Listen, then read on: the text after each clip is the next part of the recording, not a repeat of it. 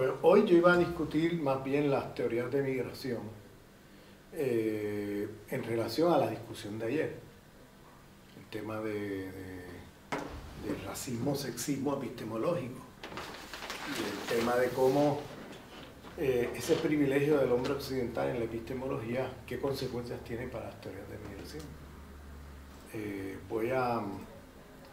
Y el tema, ¿verdad?, de dónde se están pensando las teorías de migración. ¿Desde qué experiencia sociohistórica? Pues las teorías de migración emergen sobre todo en los Estados Unidos. Los Estados Unidos es un país que se forma a través de un colonialismo de población. Es decir, hay grandes migraciones de europeos que van a los Estados Unidos y se asientan allá con sus familias, y eso viene desde hace varios siglos, y no es casual que las teorías de migración emergen en la Academia Americana, porque era donde más o menos era un tema, vamos a ponerlo así, muy actual, porque Estados Unidos se constituye como un país de migrantes, y sobre todo migrantes europeos. La historia de Estados Unidos es una historia y eso quizás, voy a primero relatar las teorías y luego vamos a ir a la historia, porque es importante ir a la historia para entender también las teorías. Hay dos teorías que fueron desarrolladas como las teorías, los paradigmas principales para entender los Estados Unidos como un país de migrantes. La primera es la teoría de asimilación, lo que se llama el melting pot. Es la teoría en la cual se asume que los migrantes entran a los Estados Unidos y después de 2, 3 generaciones se asimilan culturalmente a la cultura dominante y pierden todo rastro de su particularidad étnica o cultural, y por tanto quedan fusionados en eso que le llaman el melting pot. Melting pot es como la olla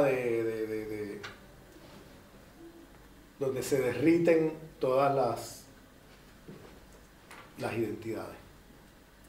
Y queda una sola identidad, que es ser americano, ¿no?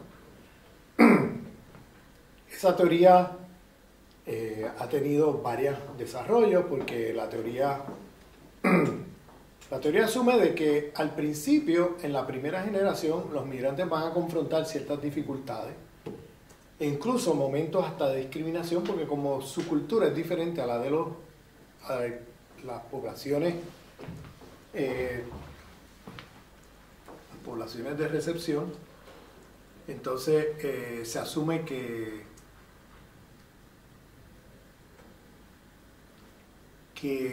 después o sea, que cuando son recibidos se pasa por un proceso de dificultades, no se habla bien la lengua, o no se entiende bien la cultura, o la gente que reciben a los migrantes no los discriminan, etc. Pero que después de 2 o 3 generaciones, cuando ya la población descendiente de esta migración comienzan a hablar con el mismo acento, la misma lengua, con la misma entonación, con la misma... que los rastros de las culturas originarias de donde venían, sea de Polonia, o sea de Italia, o sea de Inglaterra, de donde venían los migrantes, tarde o temprano se eliminaban y quedaban identificados como un americano, ¿no? Y bueno, esas teorías tenían una serie de dificultades, y era cómo explicar estas identidades de que los grupos después de 2 y 3 generaciones podían mantener ciertos rastros o rasgos de sus ancestros, ¿no? Entonces, y por otro lado, se asumía que la teoría de asimilación tenía la dificultad de explicar cómo explicar el fenómeno de los negros americanos, que los negros americanos hablaban inglés como muy bien, estaban integrados culturalmente a la cultura americana, pero igual eran discriminados en la cuarta, quinta y sexta generación. Entonces, como no tenían una teoría clara sobre el tema más bien de racial,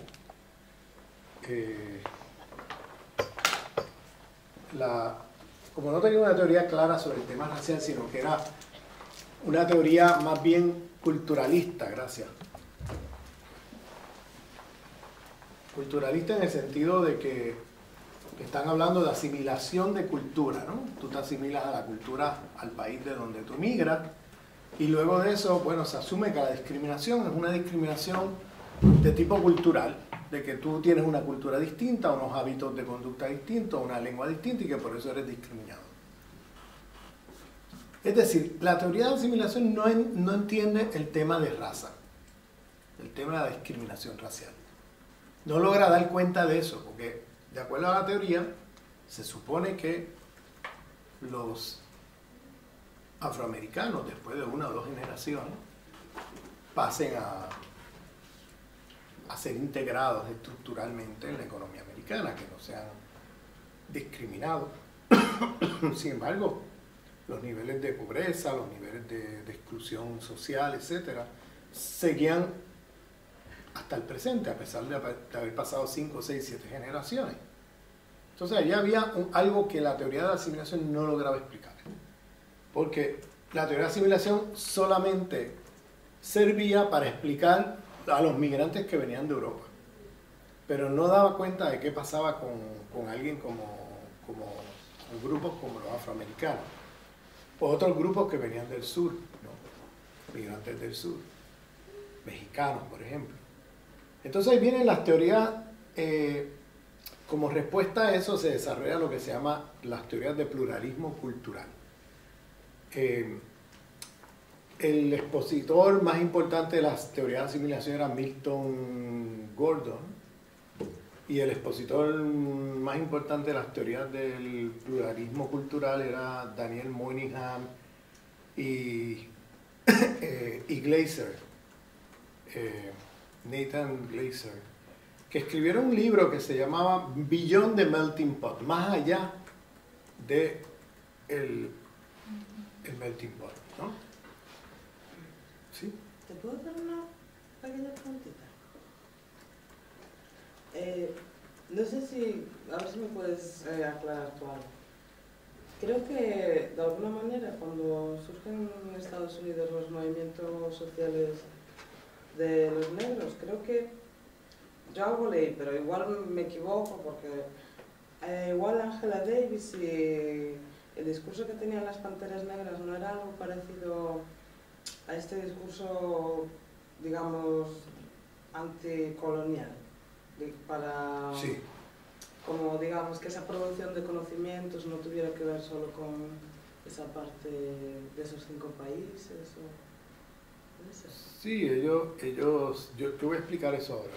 Perdón. Entonces, tienes la teoría del pluralismo cultural, que desarrollada por 2 profesores en Harvard, Nathan Glaser y Daniel Moynihan, que se llamaba Beyond the Melting Pot, que era una respuesta a Milton Gordon, a las teorías de asimilación, donde decían que el asunto no era que los grupos perdían su cultura, es que se desarrollaba una nueva identidad que ellos llamaban hyphenated identity. Hyphenated significa con guión, o sea, judío americano, italiano americano, irlandés americano, Irish American, Italian American, que llevan siempre, son identidades hyphenated porque llevan un guión, lo que significa que la cultura de origen no desaparece completamente, sino que lo que ocurre es que es verdad que adoptan la lengua, adoptan la cultura americana, pero siempre manteniendo unos rastros de identidad étnica que no son completamente borrados. Entonces hacen una crítica a la teoría del melting pot y a la teoría asimilacionista, porque dicen, no es que la gente se asimila a una nueva cultura y olvidan su origen, sino que continúan practicando algunos rasgos de su cultura de origen, aunque ya no de la misma manera que sus ancestros. Y cuando tú les preguntas, la gente se identifica en términos de identidad, se autoidentifica como italiano-americano, judío-americano, irlandés-americano, etc. ¿Bien? Polaco-americano.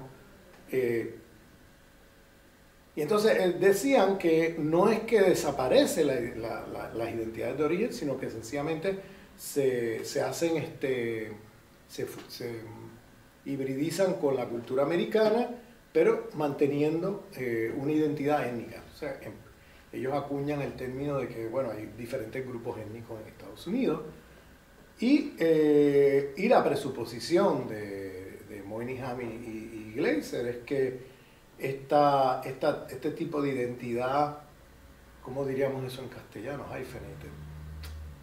Se me escapa el concepto, pero identidades compuestas, ¿no? Quizás.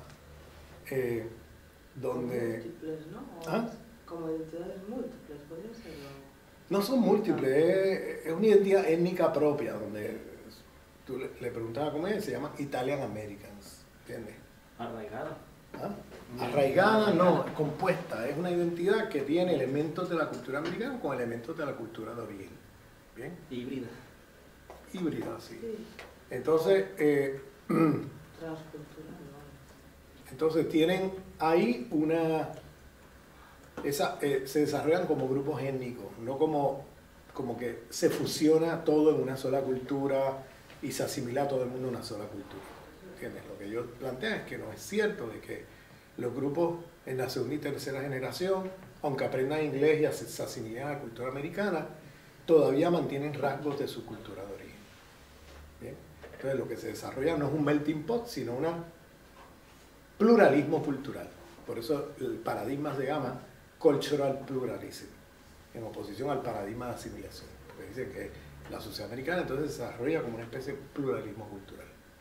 Y ellos van a mirar la experiencia de los puertorriqueños, los negros, los mexicanos, etcétera, de la misma manera que miran los otros. Entonces, es gente que llegan aquí y mantienen rasgos culturales de sus lugares de orígenes, pero hyphenated, o sea, mezclados o compuestos con elementos de la cultura americana. Y claro, la idea se reproduce ahí, la idea de que una vez integrados a la cultura americana, de alguna manera el grupo va a ser integrado no va a sufrir discriminación.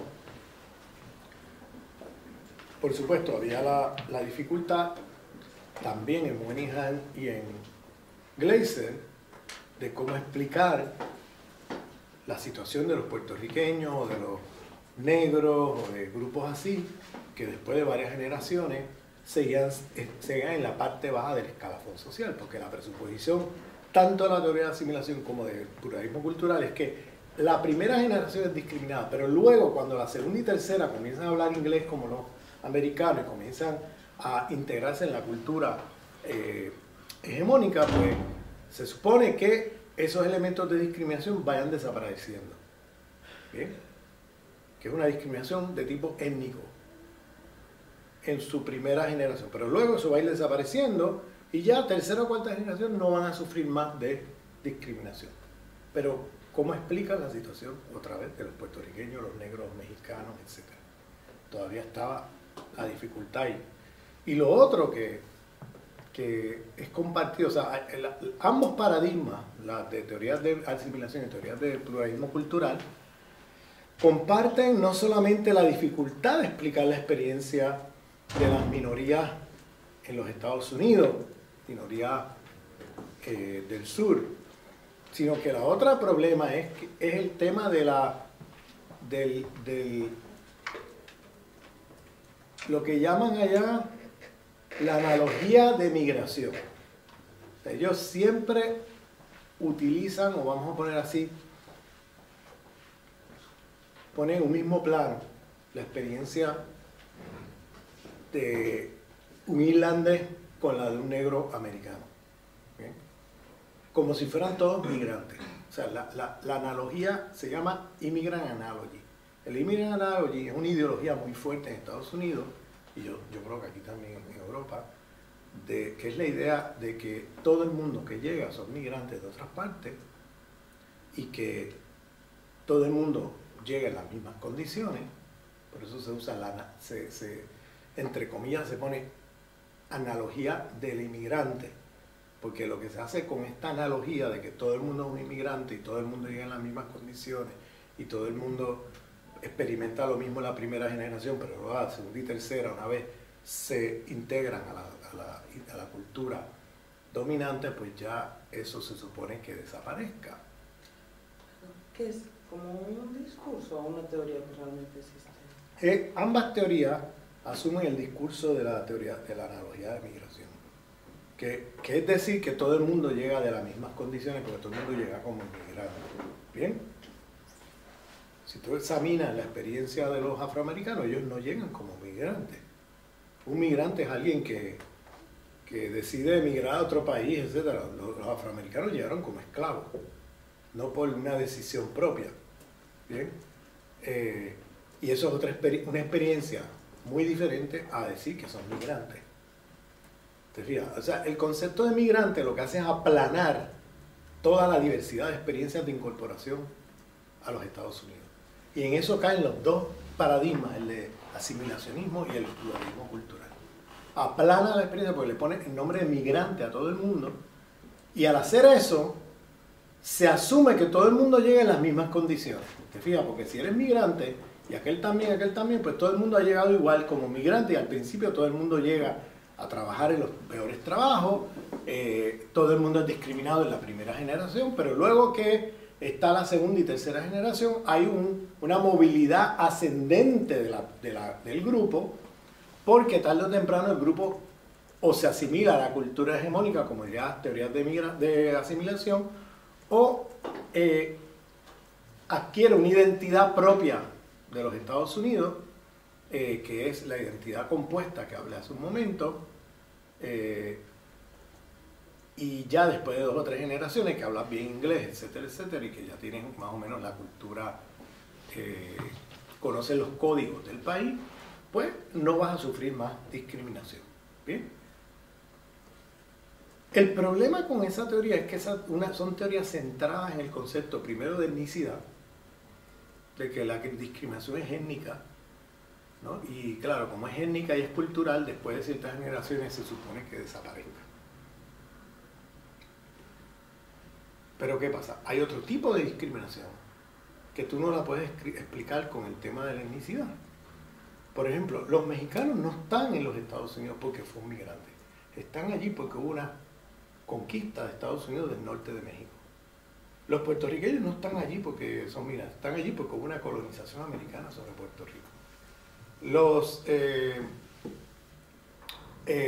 negros americanos están allí no porque llegaron como migrantes, sino porque llegaron como esclavos. Entonces ahí es donde vienen las teorías del colonialismo interno, que los Black Panthers desarrollaron, pero también hubo sociólogos en Estados Unidos que siguieron esta teoría de los Black Panthers, que hablaban del colonialismo interno para criticar estas otras teorías. Lo que ellos decían era, mira, tú no puedes homogeneizar toda la diversidad de experiencias de incorporación a Estados Unidos bajo la experiencia de la analogía del migrante. Porque al hacer eso, tú vas a aplanar toda una diversidad de experiencias que no tienen nada que ver una con la otra. La analogía del migrante toma como analogía la experiencia del migrante europeo, que cuando se baja del barco, inmediatamente deja de ser europeo y se convierte en blanco en los Estados Unidos. No sé si me sigue. Eso hace que la experiencia del europeo sea una experiencia muy diferente a la experiencia de otros grupos. Bien, y lo que dice Bob Blanner, que es un sociólogo americano que sigue la teoría de los Panthers del colonialismo interno, que dice, hay que mirar esta diversidad de experiencia para poder entender la diferencia cualitativa entre uno y otro y poder entender que la experiencia de afroamericanos, negros, o sea, afroamericanos, puertorriqueños, mexicanos, etcétera, son las de sujetos colonizados dentro de los Estados Unidos, que tú no puedes usar las mismas categorías que tú usas para entender la experiencia de los europeos. Porque los europeos se bajan del barco e inmediatamente tienen privilegios. Los otros llegan a los Estados Unidos y no llegan en situación privilegiada, llegan porque el imperio llegó a ellos, no porque ellos llegaron al imperio. O porque ya estaban ahí. ¿Ah? O porque ya estaban ahí. Como el caso de los mexicanos. Eso es lo que estoy diciendo. Texas, California, Que, o los que no indios fue que también. ellos llegaron a Estados Unidos, que Estados Unidos llegó a ellos. Sí. Porque ellos estaban en un territorio, la frontera estaba aquí antes y la frontera pasó para acá. Y ellos siguieron el mismo territorio, pero antes era México y ahora es Estados Unidos. ¿Te fijas? Que no fue que ellos migraron a Estados Unidos, sino que Estados Unidos llegó a ellos después de la guerra mexicano-americana del siglo XIX. ¿Bien? Eso es lo que estoy diciendo. No sé si me estás entendiendo. Precisamente eso, de que la experiencia de los sujetos colonizados dentro del imperio es una experiencia muy diferente de incorporación que la experiencia de los europeos. Entonces, la analogía de migrante es una teoría que viene desde la perspectiva de la experiencia sociohistórica. Son teorías que nacen a partir de la experiencia sociohistórica de europeos migrando a Estados Unidos. ¿Te fijas? Pero esa teoría no dan cuenta de una experiencia sociohistórica muy diferente a esa, como es la de llegar como esclavo, o la de estar en Estados Unidos como un sujeto colonizado, porque la frontera te pasó por encima, ¿no? Ese tipo de experiencia, donde tú estás en una situación de subordinación racial dentro de ese territorio, ya es una experiencia muy diferente a la que va a vivir el migrante europeo. Y se requiere de otra teoría. ¿Bien? Eso se relaciona un poco con lo que hablábamos ayer, como la teoría de los hombres de 5 países, ¿no? Tienen pretensión de explicar lo que pasa en el resto del mundo. ¿Te acuerdas? Que lo discutimos ayer. Pues puedes aplicar lo mismo a estas teorías. Estas son teorías de los hombres, en este caso de hombres de los Estados Unidos, sociólogos, etcétera, científicos sociales, que a partir de la experiencia sociohistórica particular de los migrantes de Europa a Estados Unidos desarrollan una teoría que entonces pretende dar explicación a la experiencia de un negro, de un latino en los Estados Unidos. ¿Me entiendes? O de un asiático. Y lo que precisamente está pasando ahí es que tú no puedes usar la misma teoría que desarrollas para la experiencia sociohistórica concreta de migrantes europeos para entender la experiencia de los otros grupos, pues los otros grupos no están allí ni llegaron allí de la misma manera, ni están incorporados de la misma manera. Porque por razones raciales, de la jerarquía etnorracial, que son inferiorizados dentro de ese espacio. Entonces pueden pasar 5, 6, 7 generaciones, pueden hablar inglés perfectamente, se pueden asimilar a la cultura y todavía no logran ascender socialmente, como la migración europea, que después de una generación o dos, ¿me entiendes? Ya logran ascender socialmente. Porque la pregunta es, bueno, ¿y por qué los negros o los latinos, después de varias generaciones, por qué es que están en el mismo sitio de cuando llegaron? Es decir, en la parte baja del escalafón social. ¿Bien? ¿Qué pasa? Si tú asumes que el problema es un problema de asimilación étnica, de integración étnica, que no es un problema de discriminación estructural racial, que es un problema de integración cultural, entonces la presuposición, la conclusión que se saca de ahí es muy problemática, pues entonces se va a decir que si todos los grupos lograron integrarse y lograron ascender socialmente, ¿por qué los negros no lo hicieron?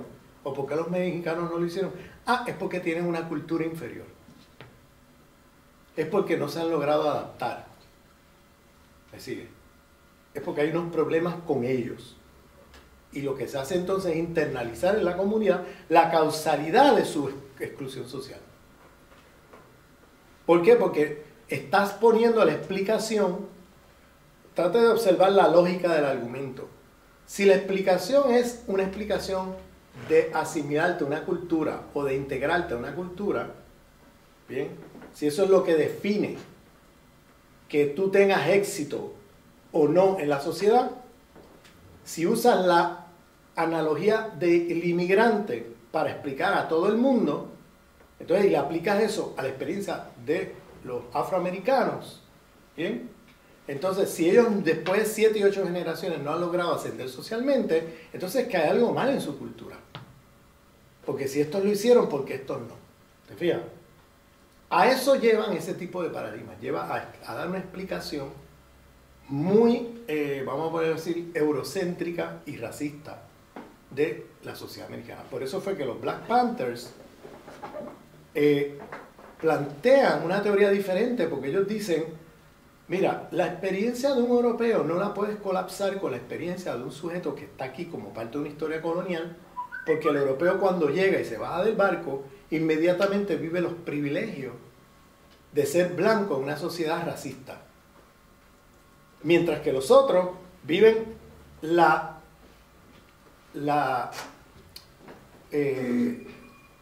disadvantage, la desgracia. ¿Ah? Desgracia. La desgracia, gracias. La desgracia de ser sujetos considerados no blancos, inferiorizados racialmente. Entonces, lo que pasa con estas teorías es que no dan cuenta, porque usan un paradigma de inmigración y el paradigma de etnicidad, no dan cuenta del tema de discriminación racial. No sé si me sigue. Por eso es que los Panthers dicen, no podemos colapsar a todo el mundo bajo la categoría de inmigrante.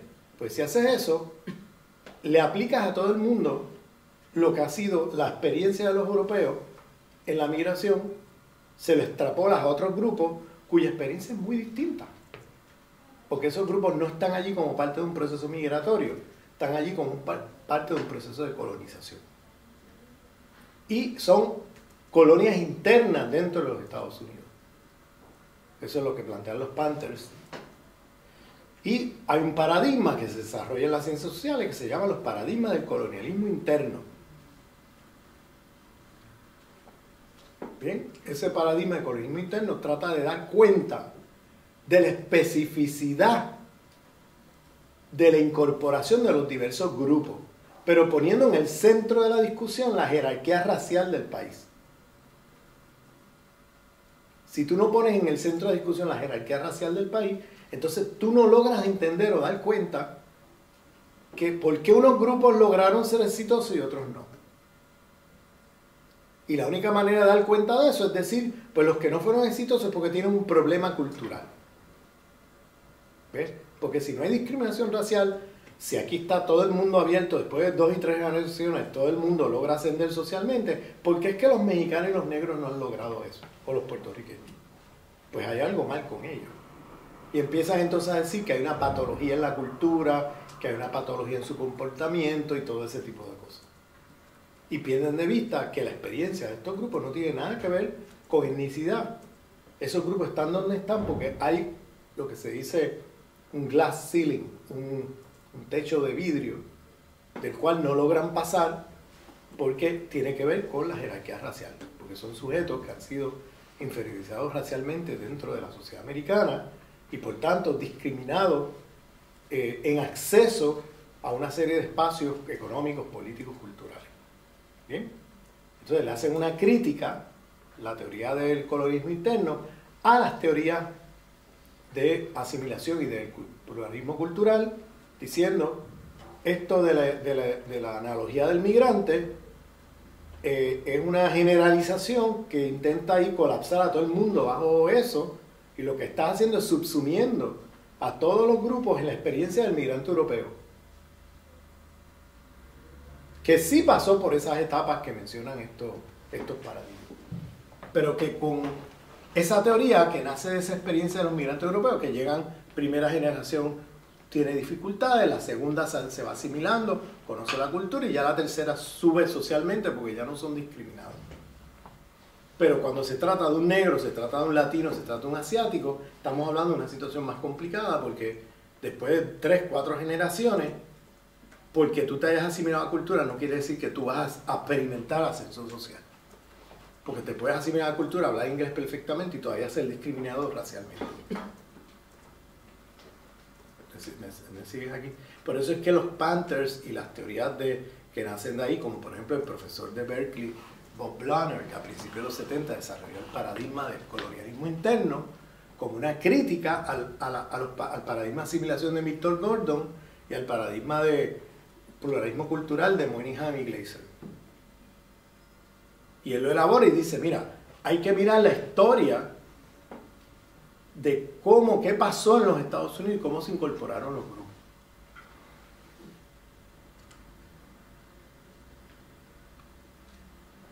Cuando tú te fijas, la fundación de Estados Unidos, en 1776, cuando se hace independiente, los que fundan la nación son los dueños de los esclavos. Esos son los que fundan la nación. Y claro, ponen en la Constitución democracia, libertad para los blancos. Y en aquella época era todavía más restrictivo los blancos propietarios. Para negros, latinos, etcétera, para otros grupos no blancos, la Constitución decía los derechos constitucionales no son extendidos a esos grupos. ¿Bien? Eran dueños de esclavos. No iban a hacer una ley que fuera contra sus intereses. Ellos querían mantener la esclavitud. ¿Bien? Entonces, esa ley no se cambió desde 1776 hasta 1964, durante 188 años. Era legal discriminar racialmente contra cualquier grupo no blanco en los Estados Unidos, categorizado como no blanco. Es decir, indígenas americanos, latinos, negros, etc. Era legal. No sé si me entienden lo que es legal. O sea, yo te contrato te contrato a trabajar en un lugar y te pago la mitad de lo que le pago al que está al lado tuyo. ¿Por qué? Porque tú no eres blanco y tú no tienes acceso a los derechos constitucionales. Por tanto, el concepto de igualdad no aplica a ti. Entonces te voy a pagar menos por el mismo trabajo. ¿Bien? Eso estaba institucionalizado. Un negro o un latino no puede ir a una corte a reclamar que ha sido discriminado racialmente porque la Constitución legalizaba eso. Eso no se vino a cambiar hasta 1964, con el movimiento de derechos civiles, que lograron hacer un cambio en la Constitución americana y eliminar esa cláusula que permitía la discriminación racial de los grupos no blancos. Eso duró 188 años. Durante 188 años el Estados Unidos operó bajo la premisa de que la discriminación racial era legal. Y había un apartheid en la sociedad americana donde los negros no podían ir a los baños de los blancos, o sea, ese tipo de cosas, ¿no? Los negros no se podían sentar en la parte del bus, una parte del bus, los blancos se sentaban a un lado, los negros allá atrás, ¿entiendes? Había una segregación racial que era legal. No fue hasta que vino el movimiento de derechos civiles, dirigido por Martin Luther King, que lograron el cambio constitucional en el año 64. ¿Eso hace cuánto? Medio siglo. 50 años. 188 años era legal discriminar. Estados Unidos lleva solamente 50 años donde esa ley se eliminó. Compara.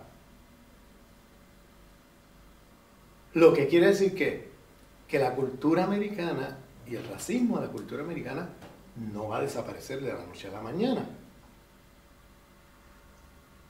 Porque estamos hablando de casi 200 años o sea, estamos hablando de 1776, que fue la fundación del Estado, pero si lo extiendes a la colonia, a la época colonial, estamos hablando de más de 300 años, donde era legal discriminar a la gente. Entonces, con la abolición de la esclavitud de Abraham Lincoln allá a mediados del siglo XIX, no hubo en realidad mucho avance. No, para nada, porque se instauró lo que se llama Jim Crow, la sociedad de Jim Crow, que es una sociedad de segregación, de apartheid. ¿Entiendes? Se institucionalizó un apartheid, donde se emancipan los esclavos, pero los negros siguen siendo discriminados en todos los sentidos de los derechos y todo, porque la Constitución del 76 lo permite, pero digo, acuérdate que 76 es el primer año de la independencia de Inglaterra, pero si tú extiendes eso a la fundación de Estados Unidos en 1600 no sé qué, estamos hablando de más de 300 años. Estados Unidos lleva solamente 50 años donde esa ley se elimina, frente a 300 años de discriminación institucional. ¿Te fijas? Lo que quiere decir que la cultura de la sociedad y las instituciones de la sociedad siguen siendo todavía racistas a pesar de que han cambiado las leyes. No sé si me siguen. Tú no eliminas, porque pasa una ley, un decreto, eliminaste ya la cultura y eliminaste ya la cultura racista, la ideología racista y las instituciones racistas. No, eso no desaparece de la noche a la mañana. De hecho, lo que pasó fue que una transición, una transformación de las viejas instituciones apartheid a nuevas formas de apartheid. ¿Bien? Eso fue lo que pasó en Estados Unidos. En el año 64 se pasó la ley y en el 65 este señor Moynihan, el mismo que escribió ese libro de Beyond the Melting Pot, del pluralismo cultural con Nathan Glaser, profesor de Harvard, él fue el senador de Massachusetts por 50 años en el Senado de Estados Unidos. Y a él se le encarga hacer un informe sobre la situación de los negros en Estados Unidos. Y esto es muy importante lo que les voy a decir. Sobre todo, a muchos de ustedes que no conocen bien Estados Unidos, lo miran de afuera. Esto que les voy a contar ahora es fundamental para entender los Estados Unidos. Cuando se pasa la Ley de Derechos Civiles en el 64 y se hace la enmienda constitucional y se cambia la cláusula esa de discriminación racial contra poblaciones no blancas, en el año 64 fue que se logró eso. El discurso racista biologicista entra en crisis, porque ya tú no puedes decir, pues mira, yo te pago menos porque tú eres genéticamente inferior a este. Ya no puedes usar ese argumento, porque ahora ante la ley vas a ser, ¿cómo te digo? Vas a tener que pagar ante la ley, porque es un caso de discriminación. ¿Me sigue? Si yo digo, en los años 50 yo puedo decir, mira, yo le pago menos a estos porque estos genéticamente son inferiores. No hay problema, no hay ningún caso en la ley contra esa persona que diga y haga eso. Porque la ley permitía legalmente la discriminación racial. Una vez hace la enmienda constitucional, ya eso no se puede decir así. Entonces, no fue que al otro día los americanos se levantaron de la cama y dejaron de ser racistas. Es que ahora han tenido que cambiar el discurso racista.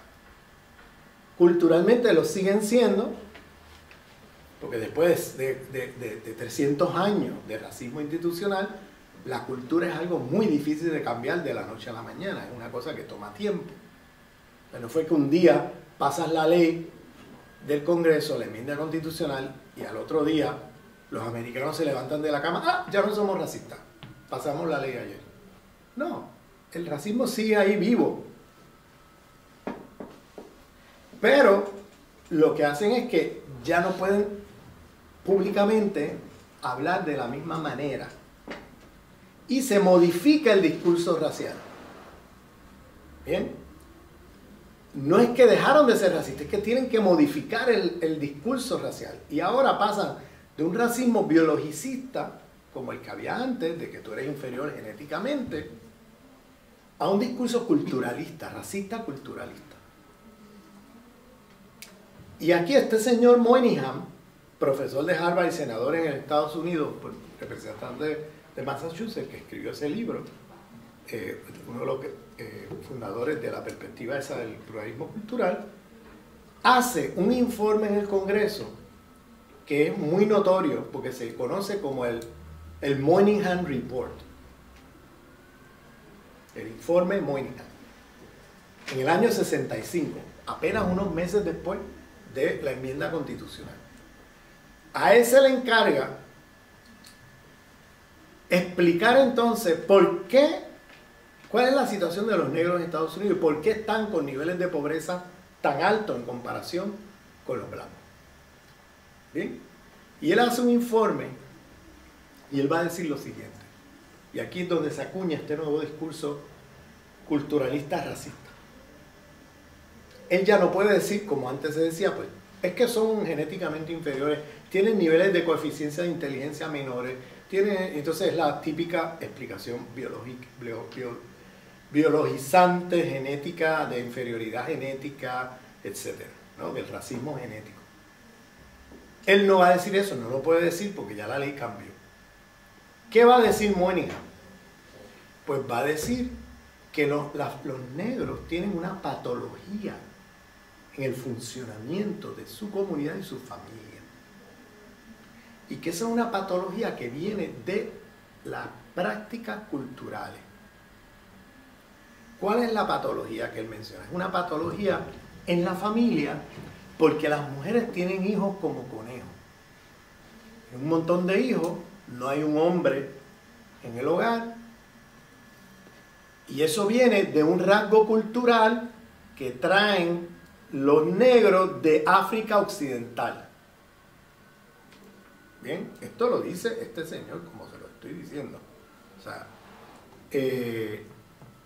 y dice, ese rasgo cultural se pasó a las Américas y ellos tienen hijos sin tener una estructura de familia.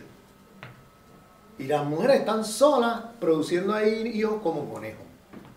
Y eso hace entonces que haya niveles de pobreza más altos porque son la mayoría de hogares dirigidos por mujeres solas, sin hombre en el hogar y con un montón de hijos ahí como conejos. ¿Bien? Y eso viene de un rasgo cultural que traen desde África Occidental. Es una explicación totalmente culturalista. Le atribuyes la causalidad de la pobreza a un problema de la cultura del otro. No estás mirando que si los negros no tienen familia, ¿cómo tú puedes discutir el tema de la familia negra sin discutir la esclavitud y el apartheid en Estados Unidos? ¿Cómo puede formar los negros familia si un hijo lo venden para allá, la esposa la venden para allá y el hombre lo venden para acá? En la esclavitud era así. Tú no podías formar familias estables porque tú eras constantemente sujeto a que te vendieran a otra plantación, a otro lugar, a que tus hijos los vendieran como mercancía para otro lugar, ¿entiendes? Entonces no hay manera de tú formar familia estable en esas condiciones. Y luego con el apartheid, donde tienes una situación de segregación racial brutal, pues todos esos problemas,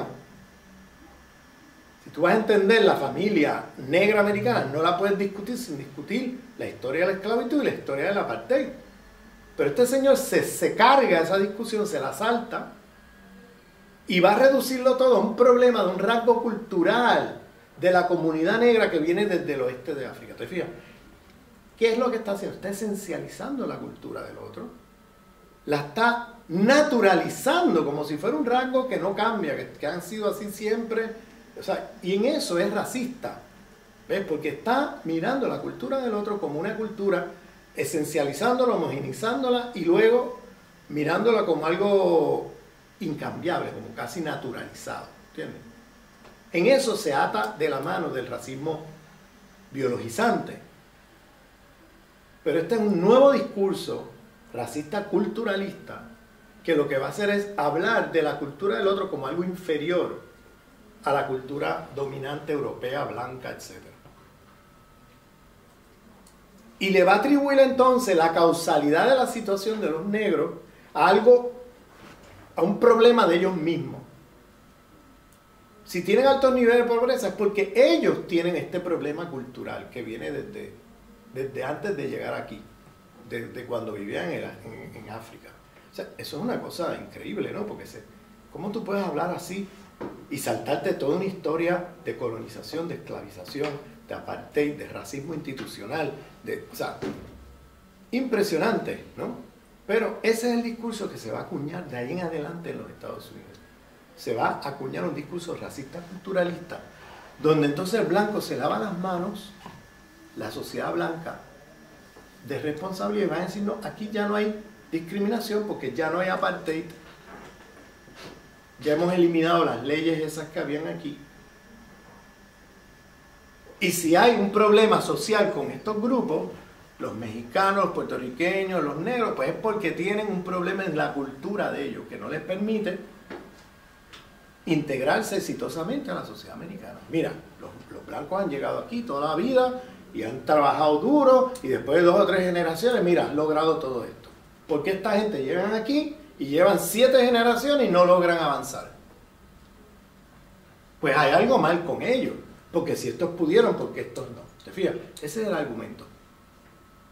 Que se va a internalizar en la comunidad discriminada racialmente la causalidad de su situación social. De manera muy perversa, muy perversa. Eso lo puedes ver también en otras partes de Europa, o sea, lo puedes ver en muchos lugares del mundo, ese tipo de explicaciones perversas, ¿no? Donde la sociedad hegemónica se lava las manos y dice, no, no, aquí no se discrimina a nadie, aquí todo el mundo es igual, aquí no pasa nada. Lo puedes ver en Europa del Este, en toda la discusión con los gitanos, ¿no? Con el tema gitano, lo puedes ver claramente ahí. Pero es el mismo fenómeno, ¿no? Donde las poblaciones hegemónicas que discriminan, inferiorizan racialmente a los grupos, que le ponen toda una serie de obstáculos sociales para que esos grupos puedan integrarse, puedan avanzar, etcétera, socialmente, pues luego tú ocultas el racismo institucional diciendo que es un problema con la cultura de ellos. Y le atribuyes al grupo discriminado la causalidad de su discriminación, ¿entiendes? Es perverso, ¿no? Es un discurso totalmente perverso. Aplicándolo Lo puedes ver en América Latina también, cómo los latinoamericanos bregan con los indígenas. El mismo discurso, lo puedes ver en América Latina. Lo puedes ver también en zonas de África, cómo bregan con algunos grupos étnicos inferiorizados en África mismo. Lo puedes ver por todo el mundo este fenómeno. En Europa Oriental, en Europa del Este con los gitanos, lo puedes ver aquí, ahora en Europa Occidental, con todo el tema de los musulmanes y cómo tratan el tema musulmán en Francia, en Holanda. O sea, puedes ver, este fenómeno no es propio de un lugar, es un fenómeno global, porque después de 500 años de expansión colonial europea que expliqué ayer, muchas de esas estructuras han sido internalizadas en todas las sociedades, inclusive aquellas que han sido colonizadas. El capitalismo se apropió muy bien. ¿Quién? El capitalismo se apropió muy bien de esta lógica. Claro. Y yo, para entender la situación de los mexicanos, aplicando al problema de asimilación que se dice que tienen los mexicanos de varias generaciones, acá es entonces que detrás no se ve la estructura por la que atraviesan los mexicanos, los problemas por los que atraviesan estas migraciones, tanto pasadas como anteriores, de que de entrada en México la mayor parte de las migraciones hacia los Estados Unidos es del ámbito rural, y es porque sus economías locales se han fragmentado, y desde el Tratado de Libre Comercio todavía se vio más claro. El problema de la asimilación en los Estados Unidos tiene que ver desde ese punto, como lo que decías tú acerca de los negros en Estados Unidos, que se les aplicó ese techo de cristal que tú dices, de que su problema ya era cultural por la estructura de la familia, sin antes ver que detrás estaban todos los problemas que tú nos decías. En el caso de México, si quisiéramos entender el problema de la asimilación segmentada, como la llama Alejandro Portes, de los mexicanos en Estados Unidos, sería entonces desde el inicio de su migración, desde las etapas de su migración, que son difíciles, y no se diga en la frontera, cuando están meses ahí bloqueados en la frontera. ¿Cuál es la pregunta? Que lo que tú mencionabas de lo que se dijo en el 65 de parte de este senador hacia los africanos, como él entendió ahora el problema del racismo cultural. En el caso de los mexicanos también, que tienen esos mismos problemas de falta de integración y que no son reconocidos en la sociedad norteamericana, también tenemos que ver lo que hay detrás. Sí, sí, en los mexicanos y los puertorriqueños también ese paradigma de Moynihan se extendió a los mexicanos y puertorriqueños. Empezaron también a venir los discursos de cultura de la pobreza en la antropología. Sí, ¿Quiénes sí. eran quiénes estudiaban? Estudiaban mexicanos y puertorriqueños. Sí, los ¿Y qué era lo que cargos. decían? Que los mexicanos y puertorriqueños están bajo pobreza porque tienen una cultura de la pobreza. Y tienen una cultura de pobreza porque han estado varias generaciones bajo pobreza. Y está varias generaciones bajo pobreza porque tienen cultura de pobreza. O sea, es un argumento tautológico. No tiene, es un argumento que como explicación es totalmente problemática, ¿no? Porque tú no estás explicando nada, tú estás diciendo, es que tienen una cultura de la pobreza. Entonces le atribuyes la pobreza que viven estos grupos no a que hay una discriminación racial institucionalizada hacia los grupos, sino que, es que tienen una cultura de la pobreza, que produce pobreza, y tienen pobreza porque tienen cultura de la pobreza, y tienen cultura de la pobreza porque viven en pobreza después de varias generaciones. Entonces es circular, ¿te fijas? Entonces, ese es el argumento. El argumento de Moynihan se extendió, y es lo que se ha usado en los últimos años, las últimas décadas, 50 años, para explicar la situación de minorías racializadas en los Estados Unidos. Entonces ya no acudes al viejo discurso de inferioridad genética, el discurso racista biológico.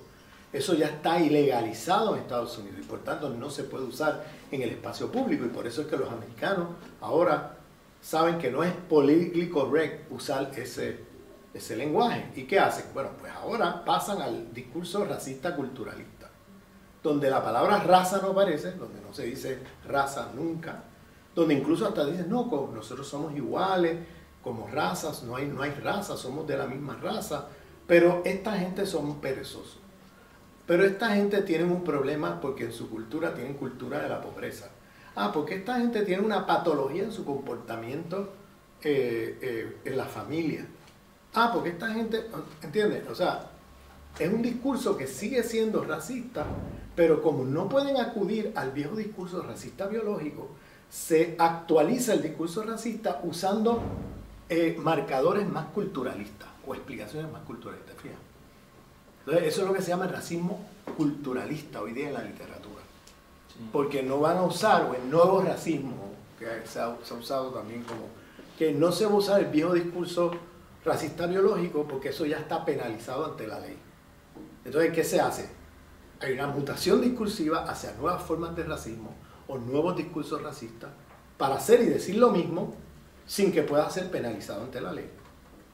Porque si yo digo, este grupo vive pobreza porque tiene niveles de coeficiencia de inteligencia inferiores, porque genéticamente son inferiores, no es lo mismo frente a la ley que si yo digo, no, es que hay una patología cultural en el grupo que viene de una característica cultural desde África.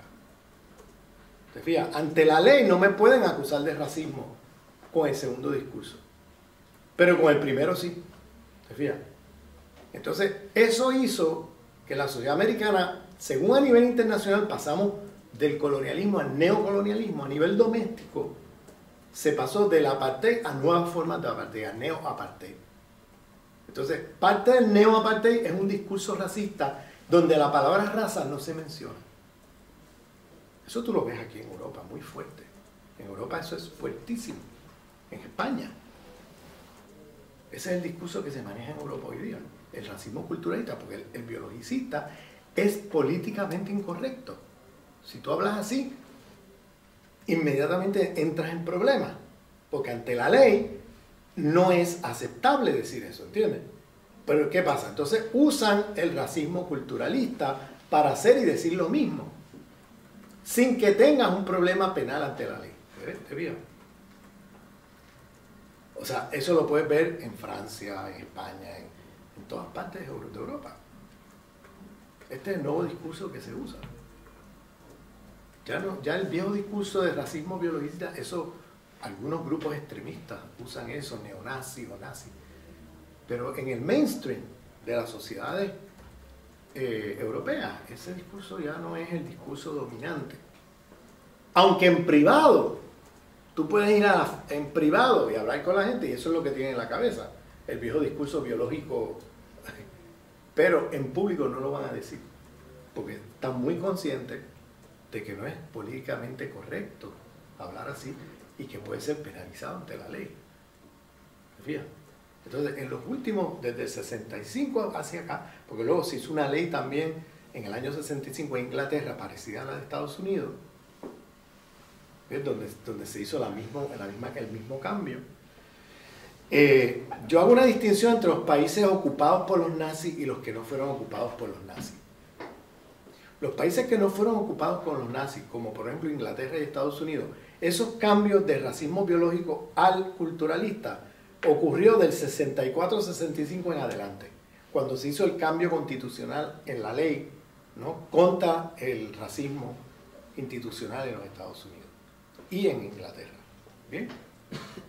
En Francia, Holanda, en Alemania, en Europa del Este, en otros lugares donde fueron ocupados por los nazis, ese cambio ocurrió más temprano, ocurrió después de 1945, donde se hicieron leyes muy fuertes contra el uso de la palabra raza, contra el uso de la palabra, porque estaba tan asociado a los nazis, ese discurso biologicista, que fue ilegalizado rápidamente después de la Segunda Guerra Mundial. ¿Ves? Pero ¿qué pasó? Ahí hubo la mutación al discurso racista cultural, pero más temprano que en Estados Unidos y Inglaterra. En Estados Unidos e Inglaterra no se vieron forzados a hacer eso porque nunca fueron ocupados por los nazis. No había esa conciencia de la asociación del discurso racista biológico con el nazismo. ¿Te fijas? No había esa conciencia que se generó después de la Segunda Guerra Mundial en Europa, porque ese era el discurso que manejaron los nazis frente a todos los europeos. ¿Te fijas? Entonces, no podían seguir usando ese discurso oficialmente, que era el que se usaba antes de la Segunda Guerra Mundial. Los franceses, los belgas, los holandeses, los alemanes, todo el mundo usaba ese discurso racista biológico frente a los sujetos de las colonias. Pero tuvieron que modificar todo eso después de la Segunda Guerra Mundial, porque eso sonaba muy a nazismo. ¿Y qué hicieron?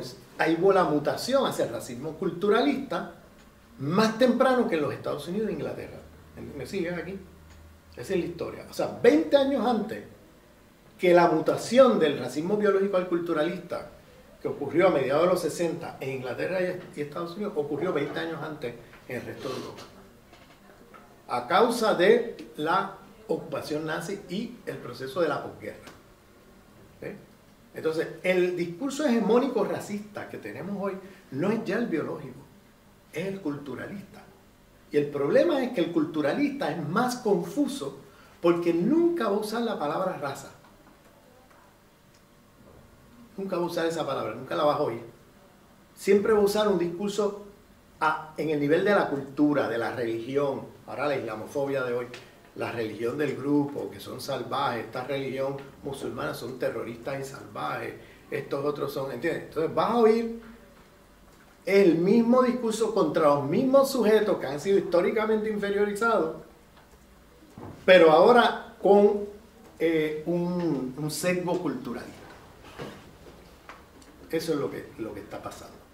Y como ante la ley, el racismo que es penalizado es el biológico, todavía no hemos llegado a que el racismo culturalista sea penalizado ante la ley. Entonces tienes gente como Marine Le Pen o Le Pen en Francia, o tienes grupos de extrema derecha en Holanda diciendo cosas, barbaridades de los grupos, de todos los grupos de los sujetos de las ex colonias, ¿no?, de Francia, Holanda, Alemania, diciendo barbaridades, pero como lo dicen con un discurso culturalista y no biologicista, no son penalizados ante la ley.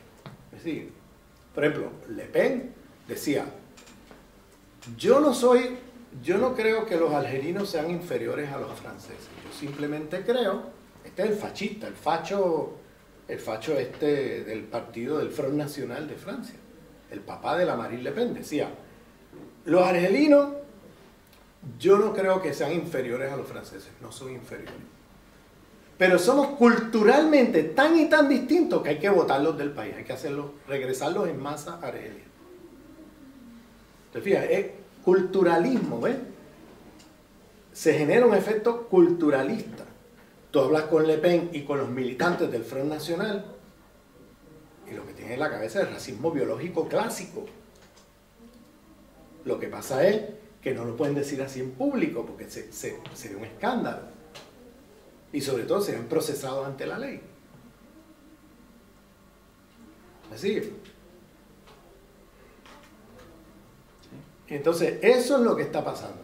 Y volviendo al caso de los Black Panthers y de la teoría del colonialismo interno, lo que intenta esta teoría es dar cuenta de la especificidad de las experiencias migratorias o de las experiencias de incorporación a un país, que no tiene por qué ser necesariamente migratoria, puede ser colonización. O sea, el camino de incorporación no es el mismo de grupos que entran como europeos,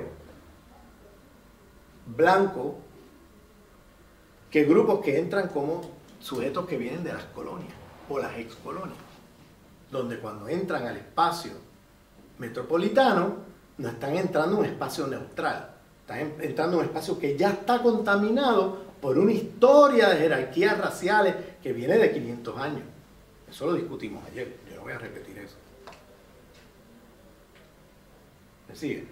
Estos espacios no son neutrales. Si usted entra, usted llega hoy a España, no importa de qué país del mundo usted sea, usted lo van a clasificar de alguna manera en el imaginario no racial del país.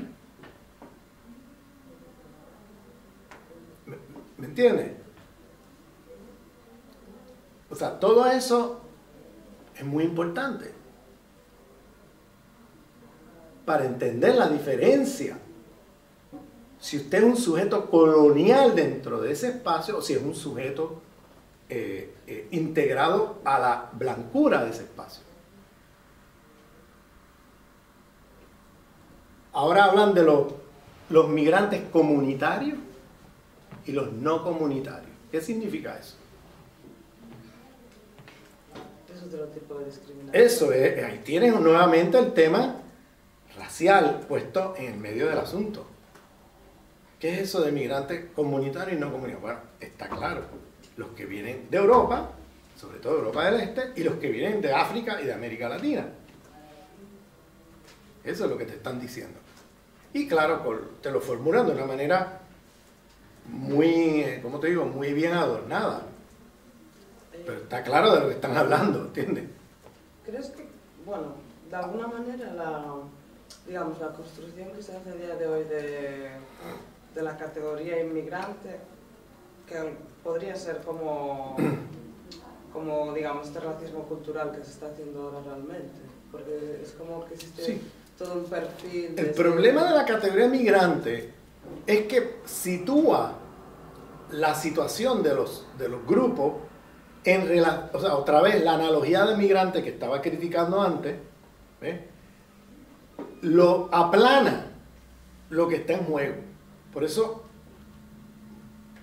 yo critico las teorías de migración, porque esas teorías de migración que tenemos hoy día, por ejemplo, de asimilación o pluralismo cultural, están construidas a partir de la experiencia sociohistórica de europeos entrando a Estados Unidos.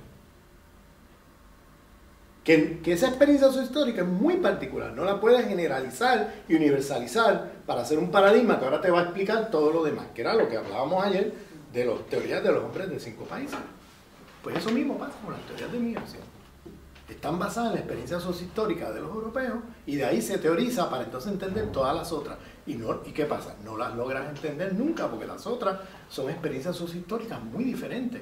No es lo mismo ser colonizado, racializado en un espacio que llegar con privilegios desde que entras por la puerta. Son experiencias muy diferentes que las tienes que entender en su propia especificidad y para eso necesitas otro tipo de teoría. Hoy día hay esta teoría de cultura de la pobreza, se ha reciclado hoy día con un lenguaje medio fancy, ¿no? Medio de moda, con esto del capital social. Por ejemplo, Porter es uno que va a hablar de esta asimilación segmentada. ¿Y qué va a decir Porter? Porter va a decir lo mismo que decía la cultura de la pobreza, que estoy criticando aquí, pero con un lenguaje de moda. Va a decir lo mismo, va a decir el problema por lo cual los negros, los latinos o los negros no están siendo exitosos es porque ellos tienen un capital social que es negativo. Sí, los que tienen Éxitos son los que tienen un capital social positivo. ¿Qué es eso? Y ascendente le dice. ¿Qué es eso? ¿Cómo? Le llama descendente y ascendente. Ascendente. Hay Claro, cosas- ¿y qué es eso? ¿Qué es el capital social para aporte? Las prácticas culturales de una comunidad, de eso que está hablando. Mientras que las teorías de la cultura de la pobreza hablan de los valores culturales, él va a hablar de las prácticas culturales, pero es lo mismo. Cuando te refieres a la cultura cultural, ¿te refieres a este Oscar Lewis? Oscar Luis Con y los hijos de el Sánchez. paradigma de la cultura de la pobreza, Ajá. que lo hizo con mexicanos y con Sí, puertorriqueños. sí, con el trabajo seminal de los hijos de Sánchez. Ese es el mexicano, pero él tiene otro con los puertorriqueños. Sí. Otro libro, pero ¿entiendes? Es el mismo paradigma lo que hace Portes, pero planteándolo en términos de capital social ascendente, descendente, positivo o negativo, ¿te fijas? ¿Qué significa? Que si un grupo social se asimila a la cultura de los negros, entonces va en descendente. Si se asimila, porque la cultura de los negros es una cultura cuyo capital social no promueve el éxito, sino el fracaso de la comunidad por las actitudes, porque tienen incentivos negativos, ¿ves? En las redes, en las networks, que se producen en las prácticas culturales, ¿entiendes? Entonces, está nuevamente poniendo el acento de éxito o fracaso dentro de las comunidades mismas, no en relación a las estructuras de poder raciales de la sociedad. No sé si me sigue. Entonces, Portes va a venir y para mí es una forma de racismo cultural, la teoría de Portes. Es racismo culturalista, porque lo que está haciendo es culturalizando, bien, culturalizando las desigualdades sociales. Desigualdades sociales producidas a partir de jerarquías raciales en las sociedades metropolitanas. ¿Se fijan?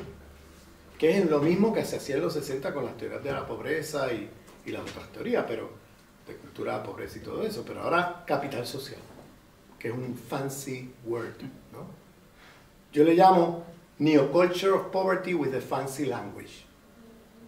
Es decir, como yo le llamo. No sé si ustedes me entienden el inglés, pero Neoculture of Poverty with a Fancy Language. O sea, neocultura de la pobreza, una nueva teoría de cultura de la pobreza, con un lenguaje Divertido. sí, divertido, Agradable. un lenguaje más... ¿Cómo? Agradable. Con un lenguaje ahí más sofisticado, entre comillas, ¿no? Eso, pero es lo mismo. Entonces, no tiene- Es el mismo perro con otro collar. O sea, estamos hablando del mismo perro con otro collar. Es la misma teoría, pero con palabritas aquí y allá diferentes. Pero en esencia, el método, las presuposiciones y todo es la misma. Es un problema de las mismas comunidades que hacen que... Yo no sé, ¿ustedes estudiaron eso aquí, las teorías de Portes? Sí, yo tuve que leer todo el libro de Sociología de las Migraciones en la clase de Teoría de las Migraciones. Sí, bueno. Portes es una de las referencias y hay que leerlo y conocerlo, pero hay que leerlo y conocerlo también para poderlo criticar, ¿entiendes? Porque realmente es muy problemático, muy problemático. Y esta cuestión de lo que ellos consideran como la asimilación descendente y ascendente de las culturas insertas en un ambiente donde están a expensas de la cuestión neocolonizadora interna, ¿no tiene que ver con la zona del ser y del no ser que tú manejas en uno de los textos? Sí, pero lo de ser y no ser tiene... ¿No es descendente ni descendente? Sí, pero, ¿cómo te digo?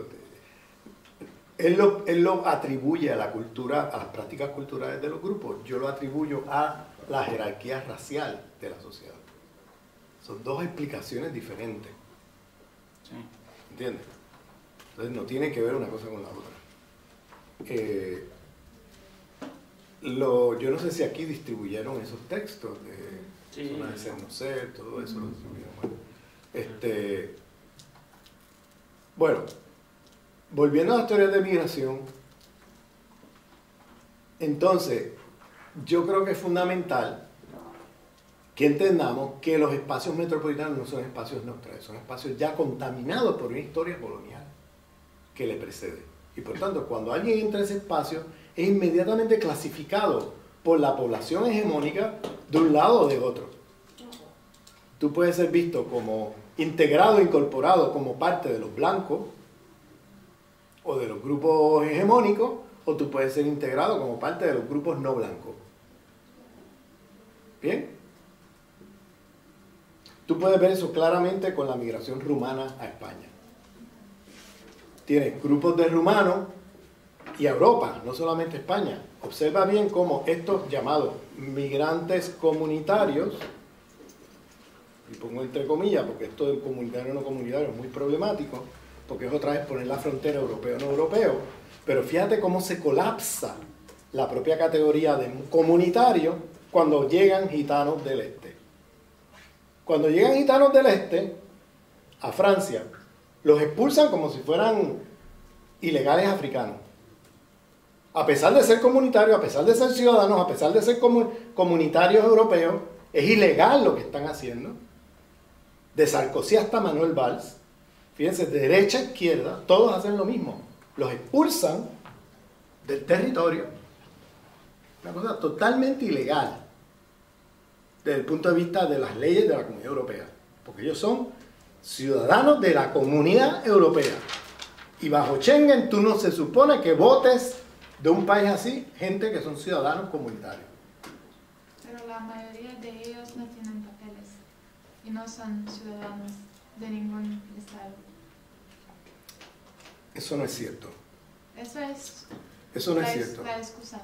Esa es la excusa. Grande. Esa es la excusa que usarán. Pero eso no es cierto. Porque son ciudadanos rumanos, son ciudadanos, o sea, son ciudadanos. Y tienen certificados de nacimiento y tienen todo para demostrarlo. En Francia han ido con los papeles y todo. Y con todo y papeles son expulsados. En Italia los metieron en campos de concentración. Como si fueran migrantes, o sea, de la misma manera que tratan o maltratan a los migrantes que vienen del norte de África o de África subsahariana. ¿Por qué hacen eso con los gitanos? O sea, estamos otra vez repitiendo la historia. ¿Se acuerdan lo que pasó en la Segunda Guerra Mundial? Los gitanos fueron exterminados junto con los judíos en los campos de concentración.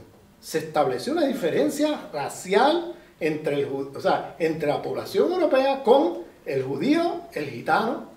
¿Se acuerdan de eso?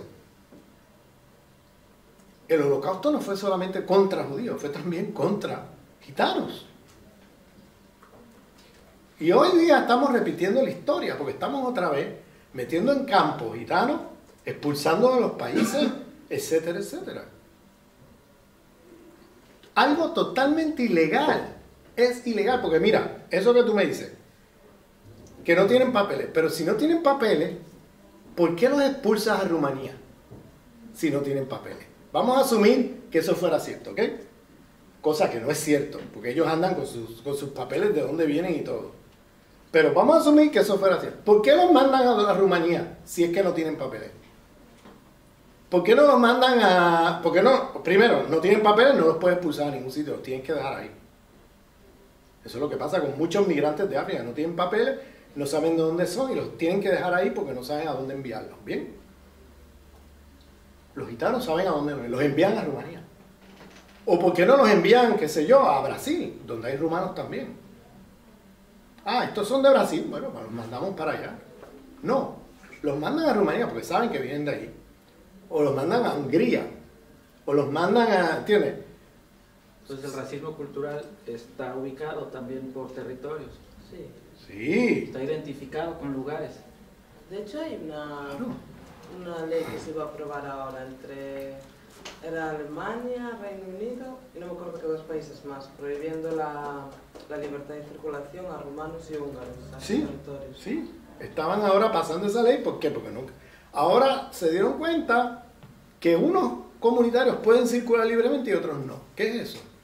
Pero este es porque Rumania no es parte del espacio Schengen y por eso ellos pueden poner restricciones de liberar circulación. Pero sí. Pero son ciudadanos europeos. Sí. Igual. Ciudadanos europeos. O sea, no es lo mismo un rumano que venga aquí, que no sea gitano, que enseguida aquí los incorporan, porque lo que pasa es que ahí viene el tema de que tú no decides tu identidad. Tu identidad tú no la decides. Tú llegas a un espacio y ya te están clasificando a priori a partir de las categorías raciales que existen en ese espacio. Entonces tú llegas y si tú vienes con cierto perfil, con cierto rostro, ¿no? Con cierta, ya tú eres clasificado de una manera. Y si llegas con otro rostro, clasificado de otra. Entonces tú puedes ver claramente eso con los rumanos. Hay los rumanos que son los lanzados a todos los estereotipos sobre los gitanos y los rumanos que son incorporados como otro blanco europeo. Entonces esa distinción es importante porque entonces, claro, yo conozco rumanos que son clasificados como otro blanco europeo y que tienen dificultad en entender lo que vive el rumano que es clasificado como gitano. Incluso algunos que no son ni siquiera gitanos, que simplemente son un poco más oscuros o son un poco más, ¿entiendes? Y no son ni siquiera culturalmente gitanos, pero los gitanizan cuando llegan aquí, porque los clasifican como otros gitanos más. No solamente aquí, en Francia, en otras partes de Europa, no solamente en España.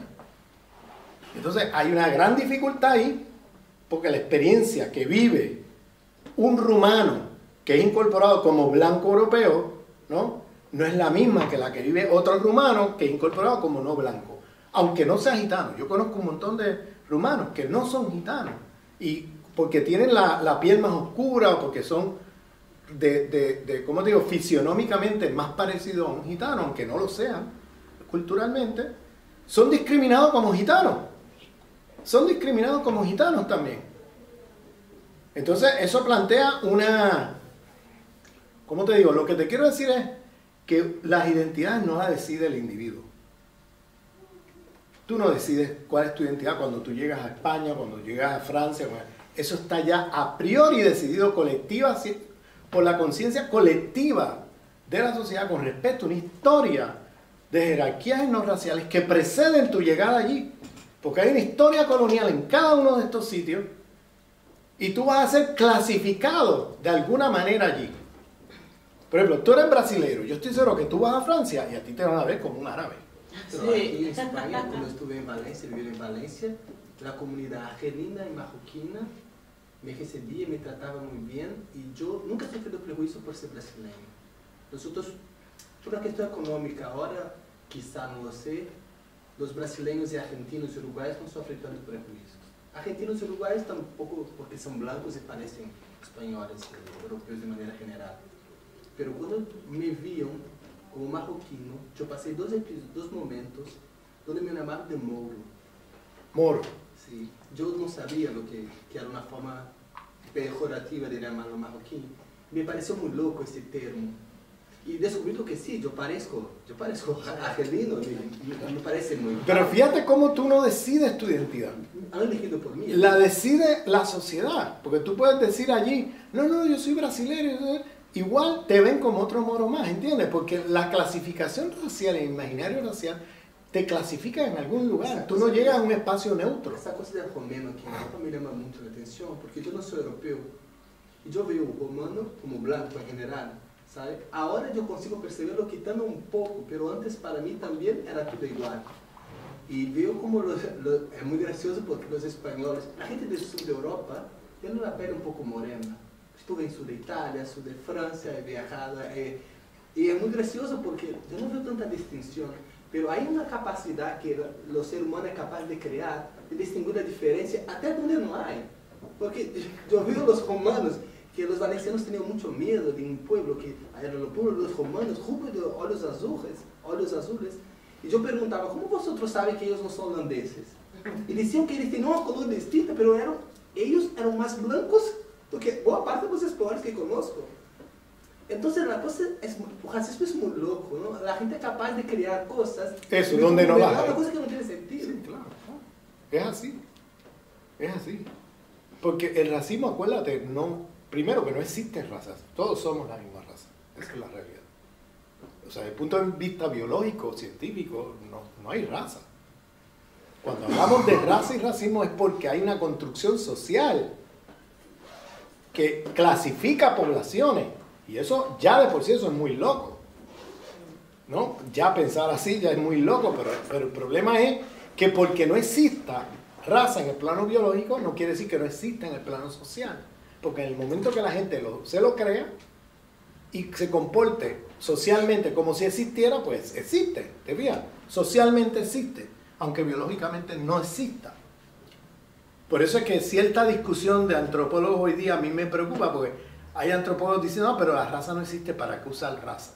Hay que eliminar el término, no hay que usar eso, porque la raza no existe. Claro, no existe a nivel biológico, pero el hecho de que a nivel social la gente se lo crea, pues ya existe socialmente y tienes que utilizar esa categoría como una categoría analítica para entender lo que está pasando y cómo se construye. Una crítica, porque si tú quitas la categoría de raza, tú no puedes ni hacer una crítica a esa concepción. O sea, la antropología en Brasil, que la antropología que me gusta y siempre fue muy buena, está caminando para ese punto que no me gusta.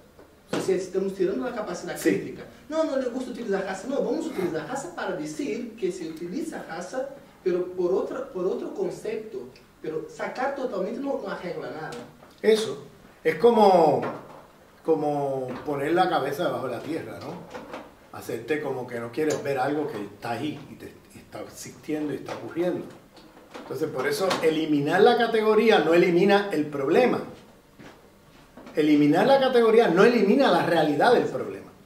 Por eso es que yo siempre digo, porque yo también he visto eso entre antropólogos y científicos sociales brasileiros, que también he tenido estos debates donde siempre digo, mira, porque elimines el concepto no eliminas el problema. En todo caso lo que vas a hacer es hacer así, taparte los ojos a una realidad.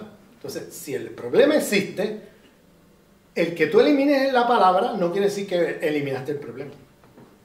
Tienes que mantener el concepto para poder explicar lo que está pasando y nombrarlo. Si no lo puedes nombrar, entonces el problema sigue ocurriendo sin que haya solución al problema, ¿entiendes?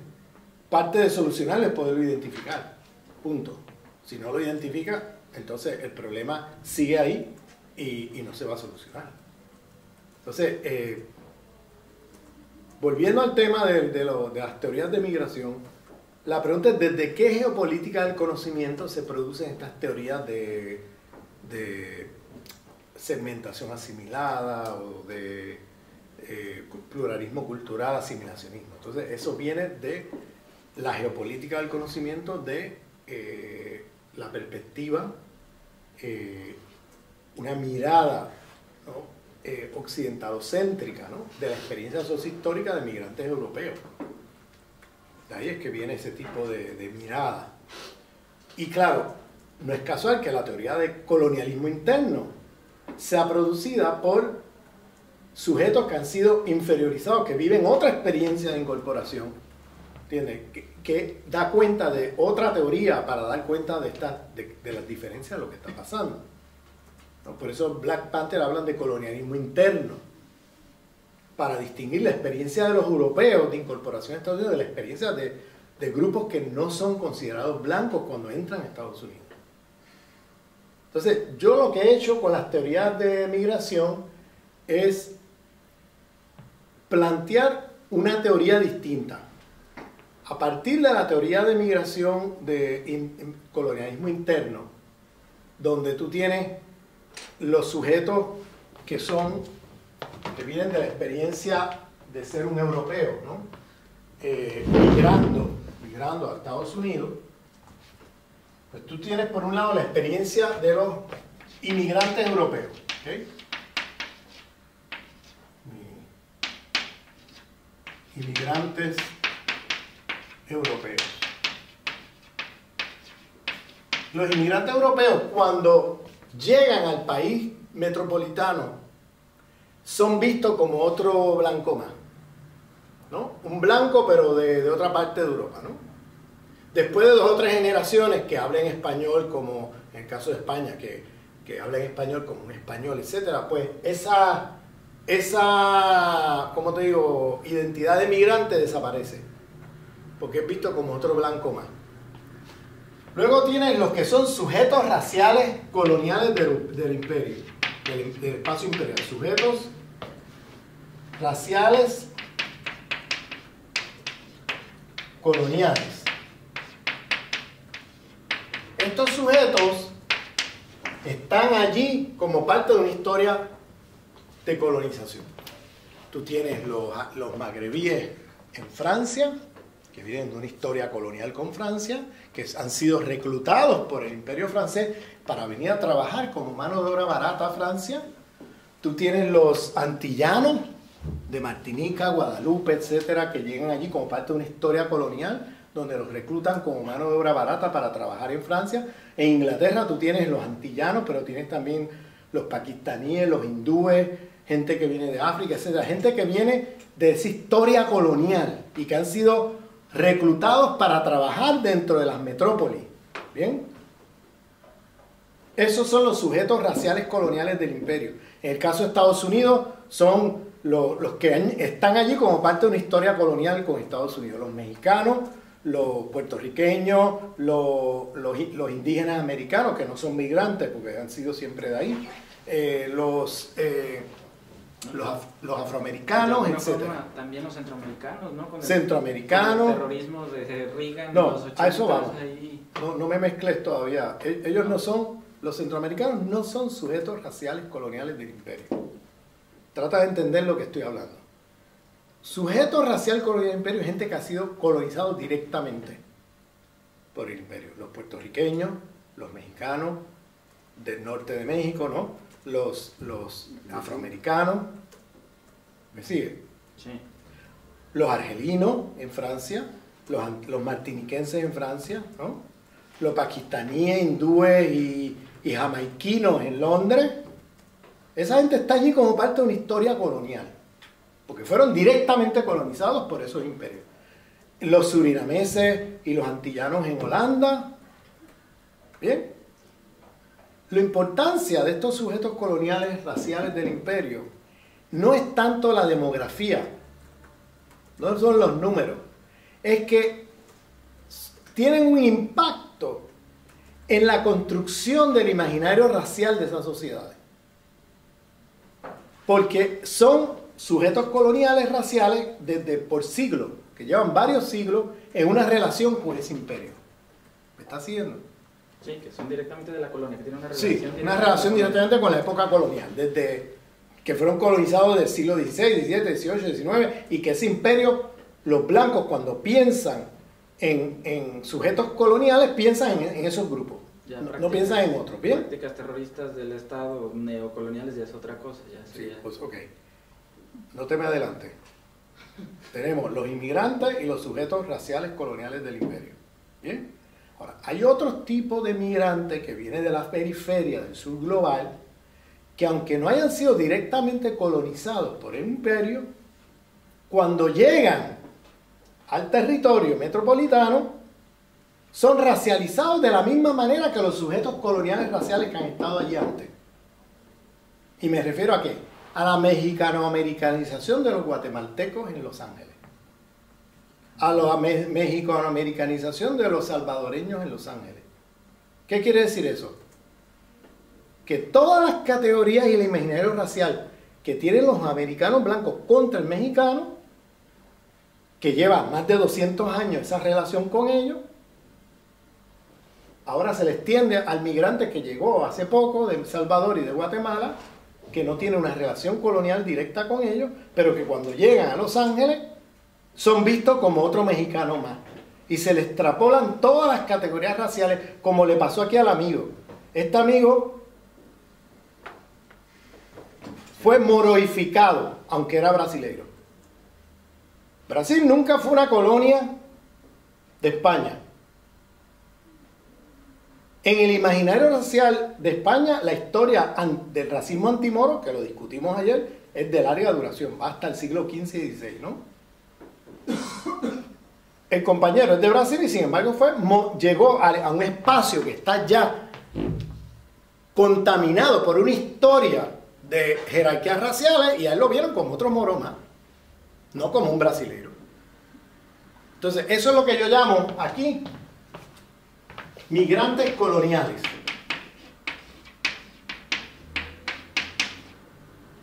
Que para distinguirlo de esta experiencia y de esta experiencia, le llamo migrantes coloniales porque son sujetos que, aunque no hayan sido colonizados directamente por el imperio, es decir, no son sujetos raciales del imperio,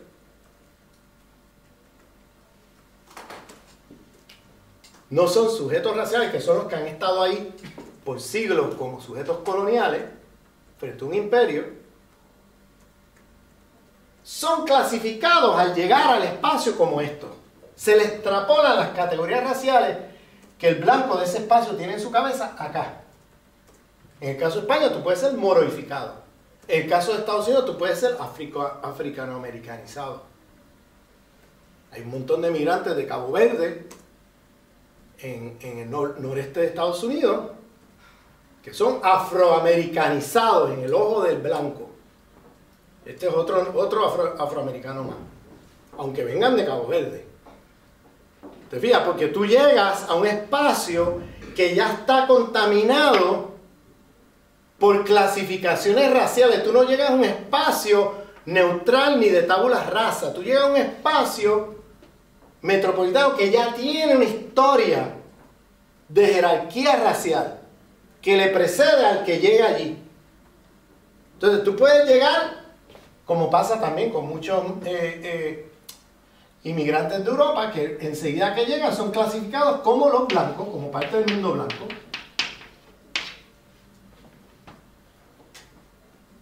Y hay otros que llegan, que son estos migrantes coloniales, que son racializados con las mismas categorías que se usan contra esto. Se les extrapola esto.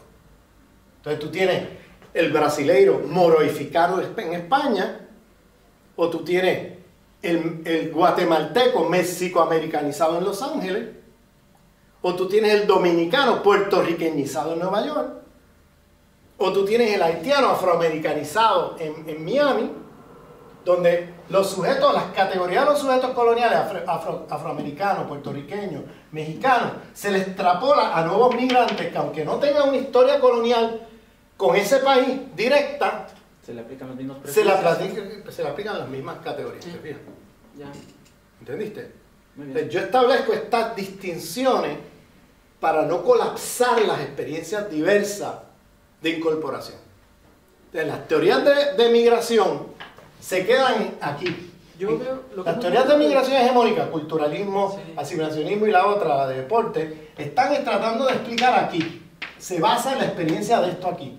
El error es extrapolar de aquí para acá, para entender todo lo demás. Sí. Y yo lo que estoy diciendo es, tienes que entender cada uno en su propia especificidad, pero para entenderlo tienes que ponerle en el centro de la discusión el tema de la jerarquía racial. Y es que las teorías de la migración no están relacionadas con esos sistemas migratorios, que son distintos y que son experiencias distintas Exacto. y que vienen de lugares distintos. Las teorías de la migración no se relacionan ni con los sistemas de la migración y muchas veces ni con las políticas Sí. hacia la migración. Lo que pasa es que las teorías de migración están pensadas a partir de la experiencia sociohistórica de los migrantes europeos. Por eso todas esas teorías no pueden dar cuenta de qué pasa con esta gente y con esta gente. No lo logran explicar, que fue lo que expliqué al principio. ¿Te fijas? Entonces por eso yo desarrollo una teoría de migración desarrollando las aportaciones del colonialismo interno, de esa perspectiva. Lo desarrollo y meto este concepto. Esto es un nuevo concepto que yo meto ahí. Porque estos son migrantes que aunque no tengan historia colonial directa con un espacio imperial, cuando llegan a ese espacio metropolitano, son clasificados como los sujetos raciales coloniales que están allí antes. Para un blanco americano en Los Ángeles, Salvador es un pueblo de México. Sí. No, pero te lo digo en serio, ¿no? Sé, yo he oído. Créemelo. Yo he oído. Tú lo has oído.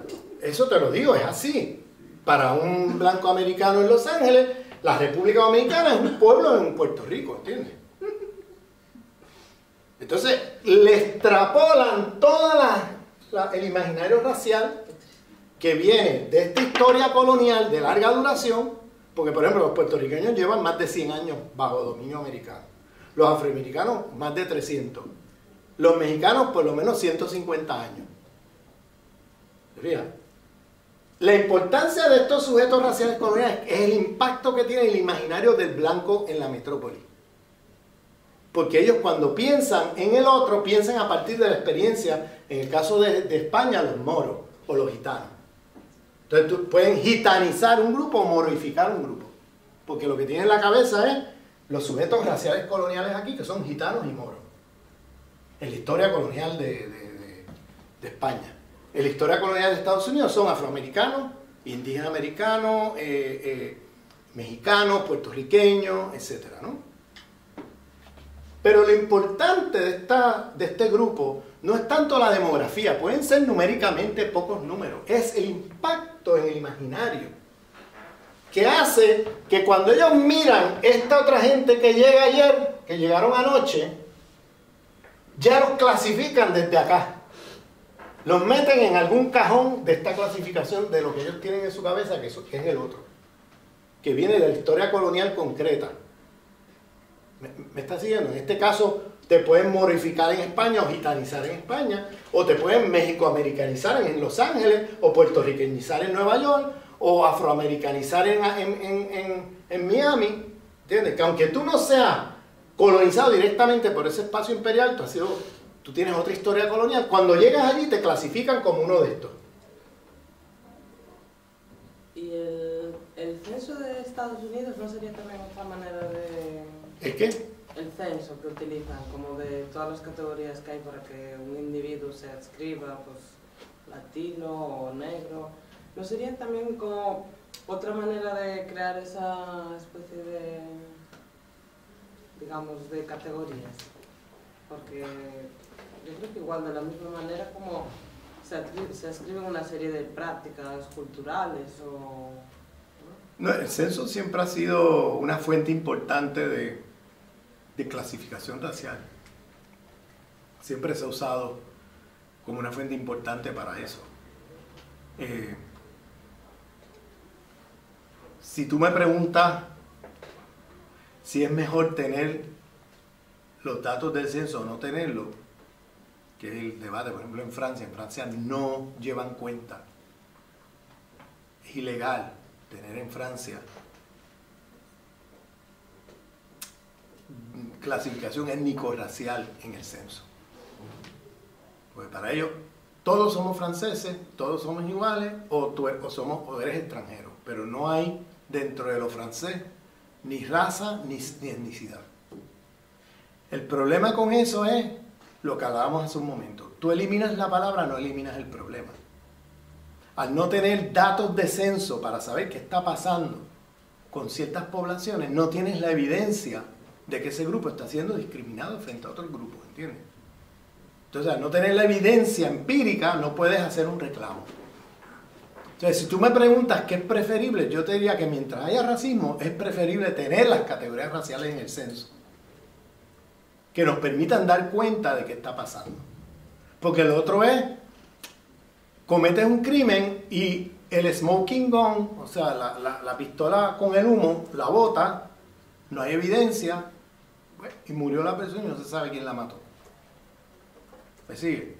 Un poco yo veo esa metáfora de botar el smoking gun, que es el arma humeante disparada, la bota, y ya no hay evidencia de quién mató a la persona. Pues yo veo un poco esa metáfora en el censo francés. Tú no recoges datos de diferencias étnico-raciales, entonces no hay manera de tú poder argumentar lo que está viviendo un grupo en esa sociedad en términos de discriminación racial. Entonces yo por eso prefiero mantener las categorías allí a eliminarlas, porque mientras haya racismo, mejor tener las categorías que nos den cuenta empírica de qué está pasando. Si tú eliminas las categorías, como hacen los franceses, en el nombre de una igualdad abstracta, y de que aquí no hay problema, y que aquí nadie es discriminado, pues claro, ¿cómo te digo? Se cometen los crímenes sin que haya la evidencia, sin que la pistola con el humo esté por allí dándote evidencia, ¿entiendes? Tú botas la pistola y ya no hay evidencia de nada, ¿entiendes? No sé si me sigue. Lo racismo no es discutido. ¿Cómo? El problema de esta metodología es que no se discute el racismo. Sacamos la categoría, sacamos la discusión, sí, no discutimos racismo. Entonces el racismo se queda quizá como un problema futuro para después desarrollar. La discusión de racismo hay que se tener. Una pregunta que quería te hacer sobre Puerto Rico, que es una cosa que me trae curiosidad. Puerto Rico Ouvi, tú ves la independencia de España, tú ves Puerto Rico nunca ha tenido nunca ha independencia. tenido independencia. No. Un gobierno. Puerto Rico fue colonia española por 400 años y luego en la guerra hispanoamericana, en 1898, pasó como botín de guerra de España a Estados Unidos. Entonces, nunca ha sido independiente. ¿No?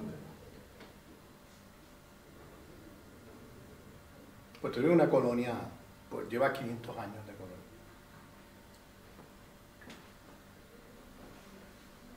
Colón llegó, dicen que llegó allí, no sé en qué año, 1493, 94, hay toda una discusión de cuándo llegó, pero fue a finales del siglo XV que llegó, que los españoles colonizan Puerto Rico.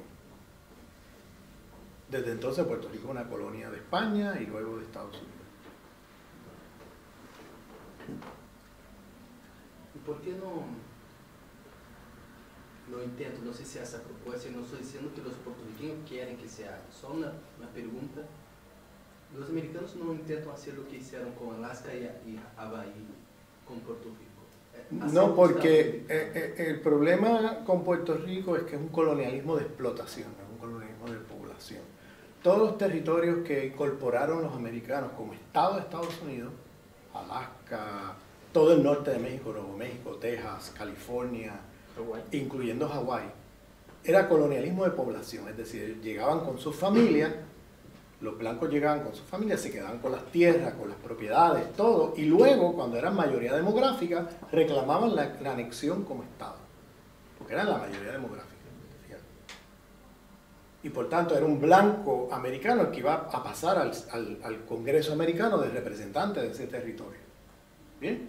No iba a ser un mexicano, ni iba a ser un indígena de Hawái o de Alaska. Iba a ser un blanco que un colono, ¿no? Un colono que llegó allí con su familia. El caso de Puerto Rico es distinto, porque Puerto Rico nunca hubo un colonialismo de población. Al no haber un colonialismo de población, el reclamo de convertirse en Estado de Estados Unidos no lo hacen los blancos, lo hacen los puertorriqueños. Y la representación en el Congreso no sería un blanco americano, sería un puertorriqueño. Por eso en el Congreso lo ven como ese reclamo no tiene legitimidad, porque lo está haciendo un latino, no lo están haciendo blancos americanos como hicieron en otras partes de Estados Unidos. Pero un colonialismo de explotación, es decir, de ir allí, explotar la mano de obra, explotar el territorio, pero no ocuparlo con colonos, ni familias, ni nada. ¿Qué pasa? Que el espacio público lo controlan los puertorriqueños. Entonces, si va a haber un representante en el Congreso, va a ser un puertorriqueño. ¿Me entiendes? Entonces, ¿qué pasa? Para los blancos americanos, ellos no quieren empoderar un Estado latino en el momento en que los latinos se están haciendo mayoría demográfica en el país. En el momento en que los blancos se están haciendo minoría demográfica. ¿Te fijas? Entonces, por eso, la idea de anexarse con igualdad dentro de Estados Unidos, ese proyecto no tiene simpatía para los blancos americanos. Además de que le va a conllevar un costo mayor, porque significa que entonces Puerto Rico tendrá acceso a una serie de transferencias del Estado Federal Americano que ahora mismo no tiene. Entonces, ¿está en la categoría de protectorado o en qué categoría legal está? Puerto Rico está en un territorio no incorporado, es una colonia. La mejor palabra para describir es una colonia. No tiene... Si tú naces en Puerto Rico, tú tienes un pasaporte americano, tú eres americano. Tú no eres... Pero eres un americano de segunda clase porque no puedes votar por el presidente ni tienes representación en el Congreso. Hay un representante con derecho a voz, pero no a voto. ¿Entiendes? Pero no se puede votar por la presidencia, ni por los representantes en el Congreso, ni nada de eso. O sea, es como una ciudadanía de segunda clase.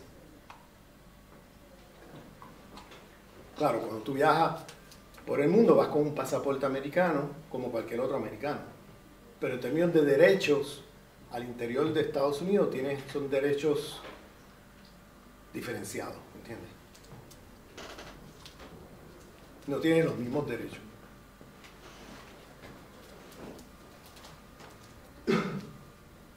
Pero eso es una discusión larguísima. Puerto Rico, podemos hacer un seminario aquí de una semana sobre eso. Es una discusión bien larga y complicada. Bien larga y complicada.